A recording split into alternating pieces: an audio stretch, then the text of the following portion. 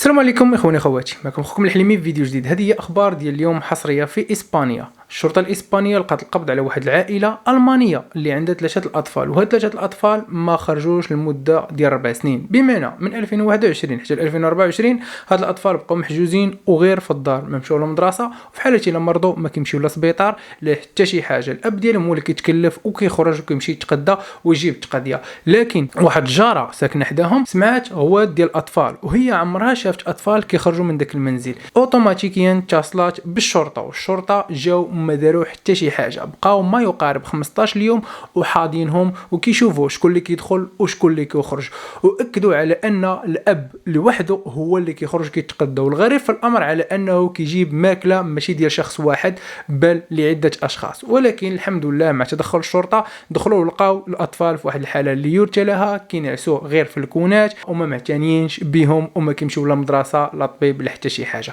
ولقات عليهم القبض الشرطه الاسبانيه. حاليا راهم في التحقيق، غير هو الاب من ذات اصول المانيه 100%، لكن المراه او الزوجه اللي هي ميريكانيه ذات اصول المانيه وفي عمرها 48، والراجل في عمره 53 سنه. من بعد الضجه اللي وقعت من بعد الانقطاع ديال الكهرباء وعده تساؤلات، بزاف ديال الناس بغاو يعرفوا سبب الانقطاع، لكن هناك عندنا احتمالين اللي خرجوا لنا من صحيفه رسميه ومواقع مؤكده.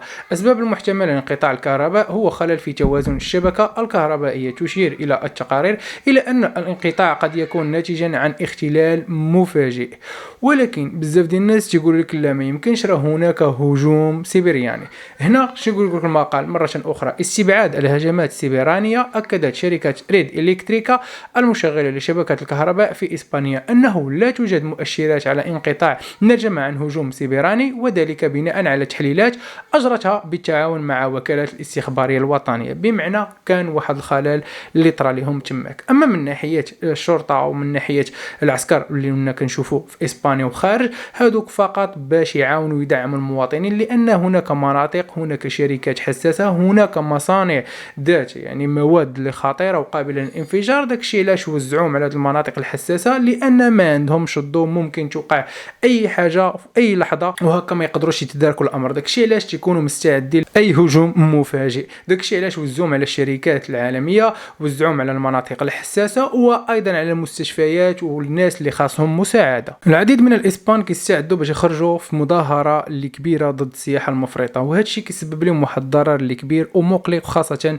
الناس اللي ساكنين في المدن الكبيره. السبب الرئيسي هو على ان الفنادق كتبدا في الغلاء، او كراء البيوت او المنازل كيولي بواحد الشكل اللي غالي ومفرط بزاف، وهذا الشيء كيضر الساكنه الاسبانيه. داكشي علاش كيوجدوا لواحد التظاهره اللي كبيره وخاصه ضد السياح، لدرجه ان الريستورات ما كتلقاش بلاصتك وكلشي محجوز وباثمنه اللي خياليه. وهذا الشيء ما كيتوافقش مع الاسبان، لانهم مولفوا بواحد الاثمنه اللي متواضعه او مناسبه نوعا ما. زائد ترانسبورات ما كتلقاش بلاصتك، ما كتلقاش طاكسيات، وما كتلقاش حتى فين تقدر تكري واحد البيت نوعا ما الا كنتي بغيتي تخدم في هذيك المدينه. هذا الشيء كله سبب واحد الضرب بسبب السياحه. داكشي علاش كيوجدوا لنا واحد التظاهره اللي كبيره، ونقدروا نشوفوها في اي مدينه من هذه المدينات اللي ذكرت لكم، سواء مدريد، برشلونه، فالنسيا او سيس باسكو بصفه عامه. وفي بعض الاحيان ممكن تلقى على ان عامل او نادل في واحد الريستوران خاصو يخرج مع 5 الصباح باش يركب في ترونسبور باش يوصل لخدمته، وخا هكاك ما كيلقاش ترونسبور بعض المرات، وخاصه في دي سيمانه نهايه الاسبوع، لانه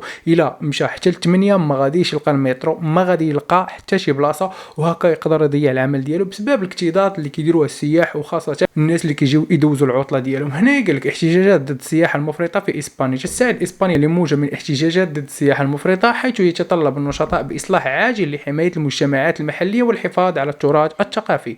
الاحتجاجات تاتي في ظل تزايد القلق في تاثير البيئه الاجتماعيه للسياحه الزائده في بعض المناطق، وهذه المناطق احنا عارفينها كما طرا في العام اللي فات، لدرجه ان الناس ولاو كيهجموا على الريستورات، كيهجموا على اصحاب الطاكسيات والفنادق اللي كدير واحد الاثمنه اللي خياليه. وانا اتفق معهم نوعا ما، لان هناك سماسره نوعا ما في جميع المدن الاسبانيه. هذه هي القناه الثانيه ديال اخوكم الحليمي، غادي نخلي لكم الرابط ديالها في صندوق الوصف وفي اول تعليق. الناس اللي كيبغيو يتواصلوا معايا غير خليو لي كومونتيرات في اي فيديو، راني كنجاوب بناء على هاد التعليق ديالكم، وكنبني عليها فيديوهات وكنبوبليكها في هذه القناه.